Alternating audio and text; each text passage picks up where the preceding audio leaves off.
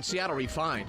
Pardon my intrusion. I just Meat lovers unite. Refined throws a dinner party and discovers 40 ounces of ribeye bliss. Then, what the fuck? Why this giant bowl of Seattle-made soup is blowing up the internet. Plus, a celebrity sighting at a Capitol Hill hotspot. He was in here, I've seen, but I don't know who he was. But the staff knew, and they're like, that's Andy Samberg. And a friend told me about it and said it's worth standing in line for, but I've learned to come at 10 minutes before they close or right when they open. foodie secrets revealed. We take you to the hole in the wall, serving up some of the best grub in the city. Oh, no. Seattle Refined starts now. Hey everybody, welcome to Seattle Refined. I'm Gard Swanson. Well, there's nothing worse than going to a restaurant that's received great reviews and having a so-so meal. But on the flip side, is there anything better than stumbling into a hole in the wall and discovering a garden of gourmet delights? I'm not an official foodie, but I am here to tell you today some of Seattle's best bites come from the most unlikely of places. You might miss it driving down 45th in Wallingford, a small convenience store with a kickin' poke bar. Raw fish like salmon and tuna, spiced up Hawaiian style, steals the show every day. So many people that talk, I'm going to go get sushi. But I don't know if it's just me, but it seems like poke's really kind of come on, even though it's been around for a while. Yeah, I think one of the main things is that it's already flavored. You don't need any more soy sauce or you don't need any more wasabi. It's actually all pre-made, all marinated, so all the flavors are just that. So good. So good. A friend told me about it and said it's worth standing in line for, but I've learned to come at 10 minutes before they close or right when they open, and then you don't have to wait. The fish is fresh daily, and it tastes like it. This poke is powerful. The beauty of the bowl. The beauty of the bowl. This is a salmon. Oh, that's really good. Yeah. You can taste the freshness in that. Absolutely. And then we got some avocado here. Guac, we got some guac and crab guac. salad. Crab salad. You got a good spot here, my man. From poke to the Purple Palace, better known as the Quick Pack Food Mart in the Central District.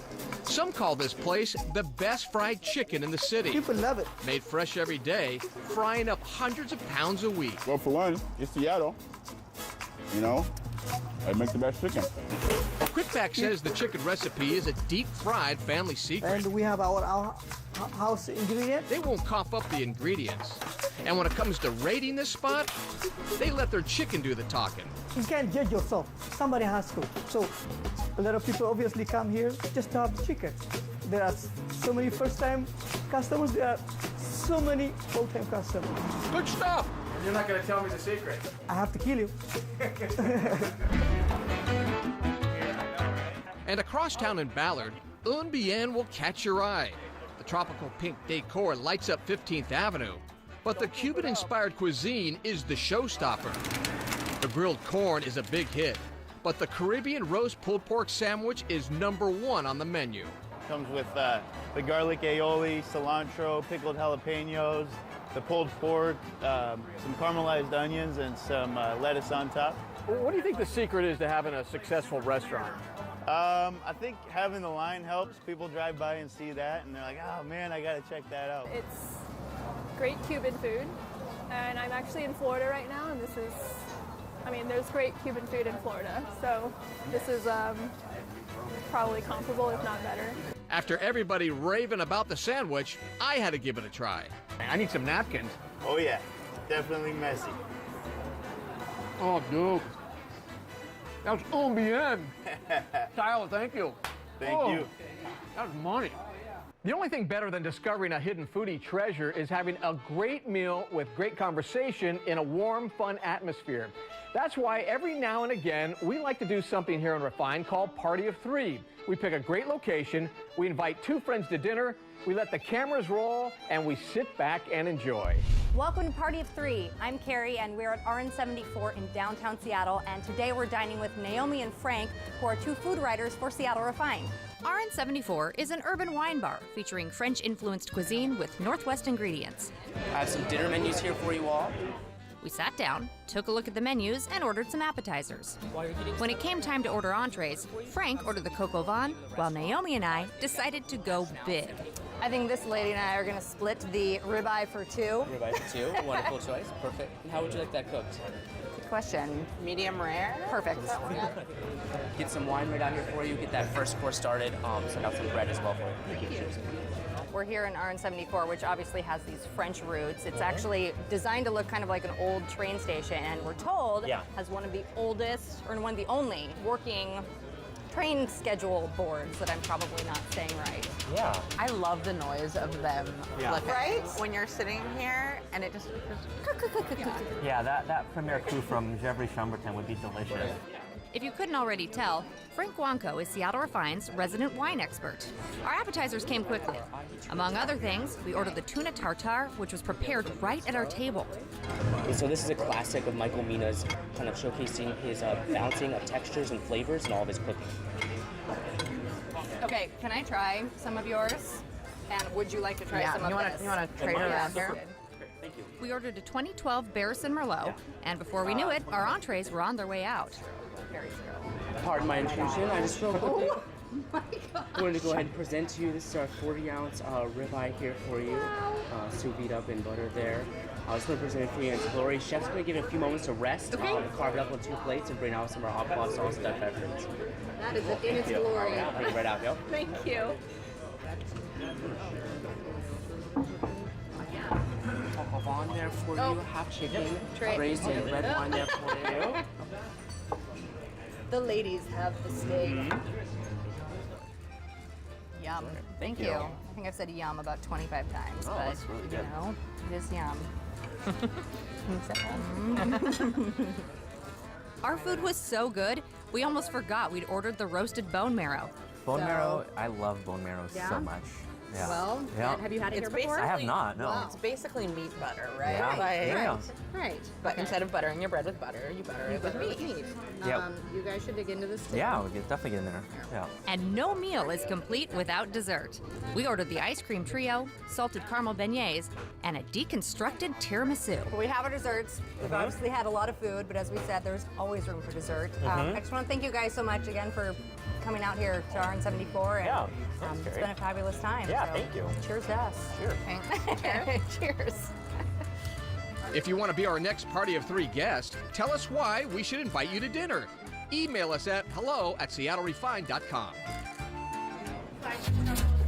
Refine's salute to Seattle's greatest grub is just getting started. Cheddars and chevre and Goudas, oh my! Refine goes behind the scenes at the cheese factory. But first, Who ordered the Super Bowl? You guys over there in the corner? You guys ordered? No, you didn't. You're already eating. it's a super bowl of soup. And believe us, this baby is for real. We'll show you where next.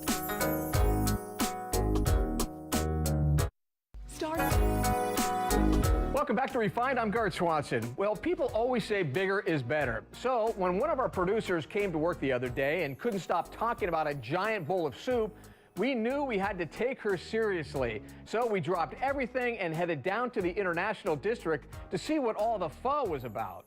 For some reason, I thought this was the largest bowl. No, That's this is extra large. We're talking this baby, right? Yeah. Dong Thap Noodles down in the International District is rumored to have the world's largest bowl of pho. They are also one of the only places to make their noodles in-house. Go through about 1,000 pounds a day. 1,000 pounds of noodles per day? Yes, per day. That's a lot of bowls of pho. Yes, it's a lot. Check out the size of that thing. We're talking 3 pounds of noodles, 3 pounds of meat, and 3 liters of broth. Is this the world's largest bowl of pho? That's what BuzzFeed say. Ever since the website BuzzFeed mentioned the colossal cuisine, the place has been packed.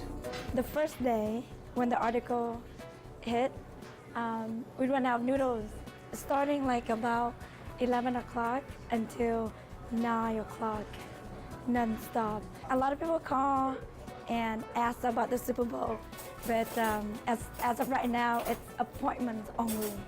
Of course, we had to get back in the kitchen and see how the Super Bowl is made. Steak, which is cut that, meatballs, flank and brisket, tripes, and tendon. My gosh, that's a lot of food. Now, do you think you could actually eat this whole thing? No, I tried, but I failed. So we cannot waste anything. We just gotta put it all in. That's it. The Super Bowl. So when I pour my soup, it needs to be in a circle because you want to cook all those things. See that? Ooh, that smells good. I can't carry this, so somebody has to carry that outside. I'll carry it. Who ordered the Super Bowl? You guys over there in the corner? You guys ordered? No, you didn't. You're already eating. You guys ordered it? Oh, I can't believe. That's it, your Super Bowl. If you can finish the giant bowl of pho on your own within an hour and a half, you get $100. If not, it'll cost you 45 bucks. There's one challenger almost finished. He just had a little bit of broth left. He couldn't do it. I was like, please, we need a winner. We watched two people go to town on the massive bowl, and they barely made a dent. So if you want to give it a shot, come hungry and good luck. To learn more about Seattle's giant pho, check out our Facebook page. Up next on Seattle Refined's Salute to Seattle's Greatest Grub. It's real food. It's good food. It tastes good. It's what people want. We head up to Capitol Hill for a lesson in down-home cooking, Southern style.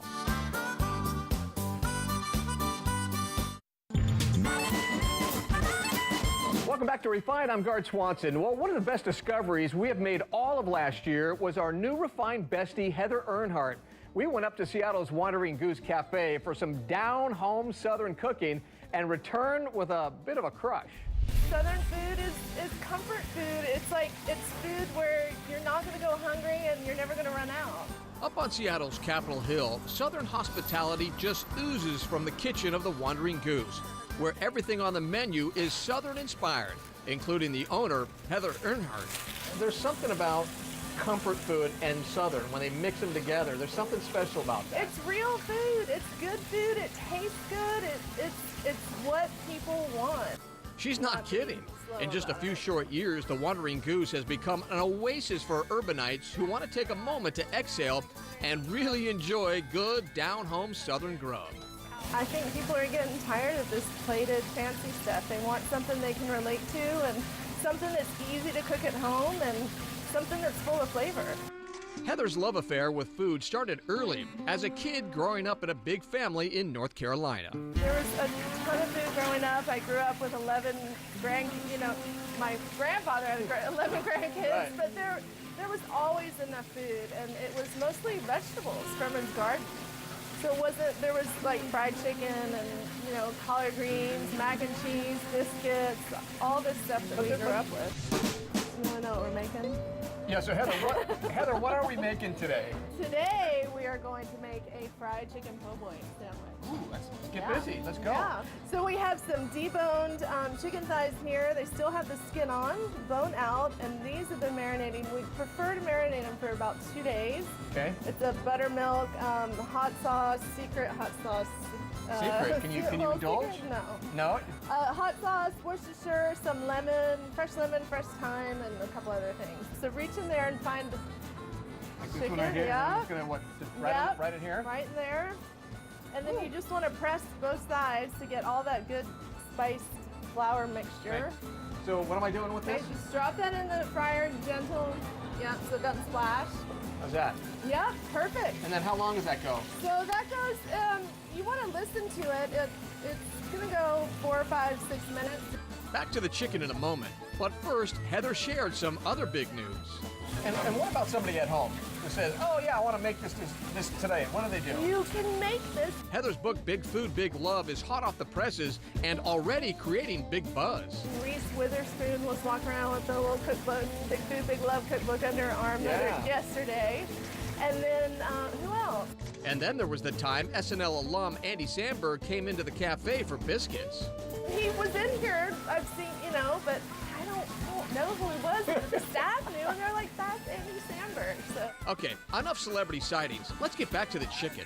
Hey, Heather, I think that chicken's ready. Does it look ready? I think you're right. I think it's ready. All right, grab that banh mi.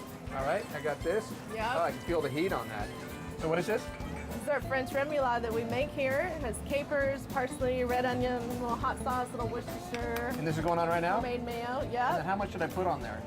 You know, I like a lot. You don't want too that much. enough? That's good. And I'll spread it all around even. Okay.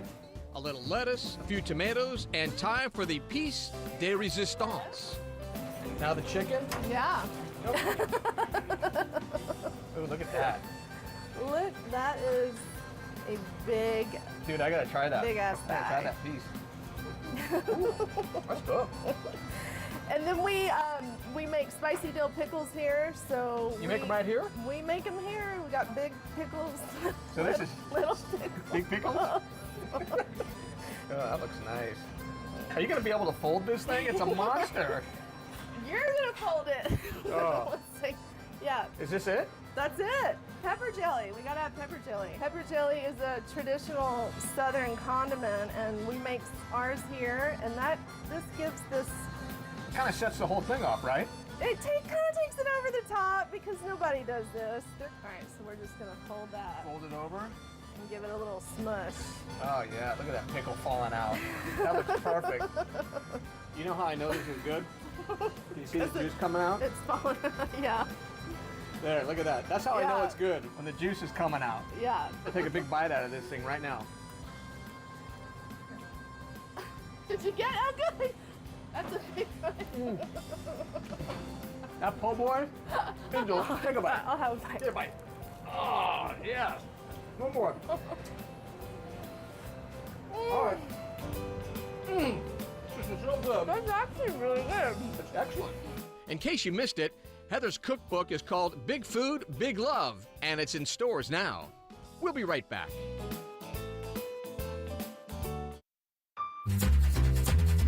Welcome back to Refined. If I've said it once, I've said it 1,000 times. If you meet someone who doesn't like bacon or cheese, run the other way. In fact, cheese just may be the world's perfect food. But I'll admit, I didn't really know much about how it was actually made. But thanks to Refined's John Prentice, I do now. Cheese, cheese, glorious cheese. Brian Gilbert is head cheesemonger for Beecher's Handmade Cheese at Pike Place Market. Flagship Reserve is only aged 11 months, but it's wrapped in cheesecloth. And has been peddling the addictive curds to the masses for over 10 years. Why is cheese so delicious? Because it is. It's cave mold, right? Exactly. Exactly. Why do we eat this? Like, what was the first guy to be like, I'm going to eat that? Well, think about this. There's so many different ways that cheese has been created, but it's fermentation. Fermented foods are amazing to us. And cheese is loaded with fat and salt. Delicious. There's a lot of science that goes into it, but there's also a lot of passion and art. Michael Staley makes Beecher's cheese every day. Milk to pasteurizer to vat, culture, rennet, cut, cook, draw, pack, cut, and roll, flip. Let's slow that down, Michael. It all starts with milk. Every morning, a truck drives up and we receive 40,000 pounds of milk. Holy smokes! And this is where we store it. From there, the milk goes into one of these tanks, where it's cultured, has the fats and oils drawn out, and then Michael and his team turn up the heat. So what's going on in here? We are cooking the curd. It helps firm it up, holds its shape, it gets smaller, releases more whey. Once cooked, the excess liquid is drained out to reveal the cheese. They let it rest a moment, and then start the cheddaring process, where they cut the cheese, flip, and cut the cheese again. Do you have any good cheese jokes? No. They cut the cheese over and over, eventually ending up with little chunks, like these. These are cheese curds. We make about 4,500 pounds a day. Some of the curds are sold as is, but others are scooped into molds and put in a press to mature. How does aging the cheese change the flavor? And what are we looking at here? These are curds, day one of the cheese making process. We press and age this for 1.5 years or 11 months or 4 years, and it becomes these different cheeses. This, for instance, is Flagship Reserve, so this is aged 11 months. Can I taste this versus that? Absolutely. First, a fresh curd. It's like a really pure kind of cheese taste, if that Exactly. makes any sense. Yeah, no, exactly. A lot of people say farmer's cheese or mozzarella. Now I would try one of these. Now this is the same cheese. Exactly, same exact cheese, aged 11 months. Ooh, that's sharp. That's like Yeah, a sharp cheddar. Essentially what we're doing is we're harnessing that knowledge over thousands of years of making cheese to create different flavors. John Prentice, Seattle Refined. All right, that'll do it for now. Thanks for joining us. We'll see you next time right here on Seattle Refined.